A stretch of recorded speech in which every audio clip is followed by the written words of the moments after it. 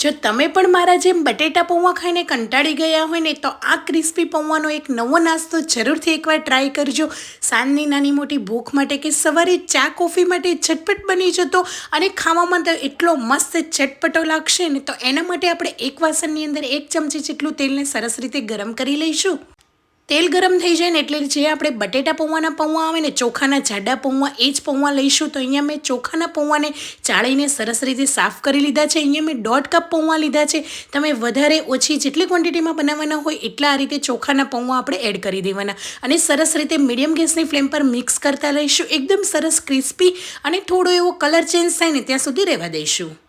Medium ગેસની flame પર લગભગ 5 થી 6 મિનિટ સુધી આપણે એને શેકાવા દેવાના છે. આ ક્રિસ્પી પૌવાના નાસ્તાને બિહારી સ્ટાઇલમાં પૌવાનો એક મટર ચૂરા ભૂજાનો નાસ્તો કહેવાતો હોય છે. અને તમે શું નામ આપશો એ પણ મને જરૂરથી કમેન્ટ બોક્સમાં જણાવજો.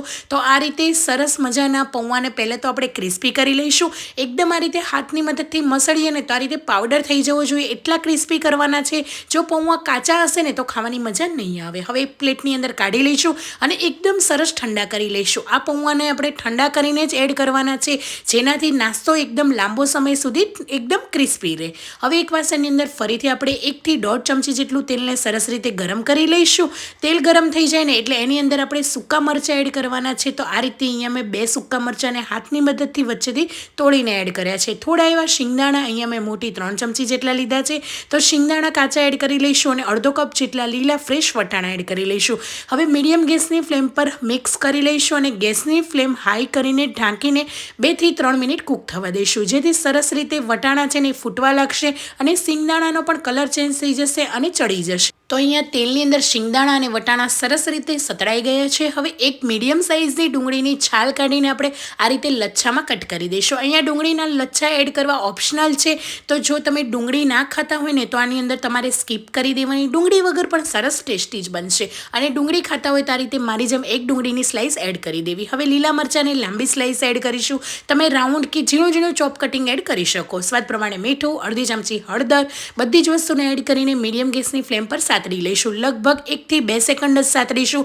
ડુંગળીને એકદમ ચડવવાની નથી. બસ એના લચ્છા છે ને એ તમે આ રીતે મિક્સ કરશો ને એટલે સરસ રીતે છૂટા પડી જશે અને થોડો એવો કલર ચેન્જ થઈ જાય, ટ્રાન્સપરન્ટ થઈ જાય ને એટલે બસ મિક્સ કરીને જે આપણે શેકેલા પૌવા હતા ને એ એડ કરી દેવાના છે. તો આ નાસ્તો છે ને એ ઓછી ક્વોન્ટિટીમાં પણ તમે બનાવી શકો, વધારે પણ બનાવી શકો. બાળકોને નાસ્તાની અંદર પણ તમે જો તમને એવું થાય કે સવારે શું બનાવવું છે તો અત્યારે ફ્રેશ વટાણા મળી રહ્યા છે તો તમે એડ કરી શકો. અને આની અંદર ગાજરના એકદમ નાના નાના ક્યુબ કરીને પણ બાળકોને તમે વેજીટેબલ ભરપૂર પ્રમાણમાં આપી શકો. લીલા સમારેલા ધાણા પણ એડ કરી શકો.